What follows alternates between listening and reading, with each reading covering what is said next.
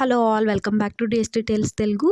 ఎముకలను దృఢంగా ఉంచే కాల్షియం ఎక్కువగా ఉన్నటువంటి ఇన్స్టంట్ రాగి పిండి ఇడ్లీ ఎలా తయారు చేయాలో చూద్దామండి. దీనికోసం నేను ఇక్కడ లోకల్ ప్రోడక్ట్ అయితే తీసుకున్నానండి. ఇది మా ఓన్ బ్రాండే, బట్ ఇదేం ప్రమోషనల్ వీడియో అయితే కాదండి. ఇక్కడ ఒక మాట చెప్తానండి, ఎవరైనా కూడా కిరాణా షాపులు అందుబాటులో ఉన్నప్పుడు దయచేసి సరుకులు కిరాణా షాపుల్లో కొనుక్కోండి. సూపర్ మార్కెట్ల కన్నా కూడా క్వాలిటీ అనేది మెయింటైన్ చేస్తారు. అలాగే ఎక్స్పైరీ డేట్ కన్నా ముందే ఏదైనా పాడైనా కూడా మీకు రీప్లేస్మెంట్ కూడా ఇస్తారండి. కరెక్టో కాదు కింద కమెంట్ చేయండి. బట్ మీకు సూపర్ మార్కెట్స్లో అయితే అలా సమాధానం చెప్పరు. ఇక్కడ నేనైతే ఇడ్లీ బ్యాటర్ని తీసుకున్నానండి. మనం ఇన్స్టంట్ రాగి పిండి ఇడ్లీ కాబట్టి ఇడ్లీ బ్యాటర్ని 4 గరిటెలు అయితే తీసుకుంటున్నానండి.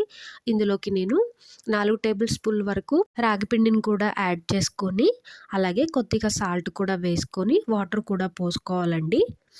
ఉండలు లేకుండా పిండిని బాగా కలుపుకోవాలండి.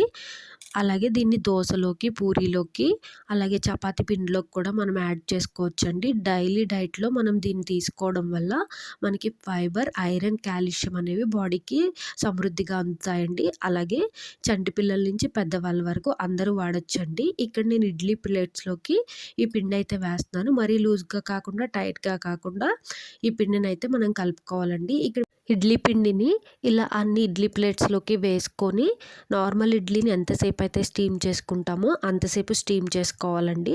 పర్ఫెక్ట్గా కుక్ అయిపోతుంది. మీకేమి ఎక్స్ట్రా టైం కూడా అవసరం లేదు. అలాగే అన్బాక్సింగ్ వీడియోలో మనకు వచ్చినటువంటి పొళ్ళు కూడా చూద్దామండి. ఇప్పుడు ఇదైతే పప్పుల పొడి అండి, మా మమ్మీ చేశారు బుడ్డోడి కోసం అని చెప్పి.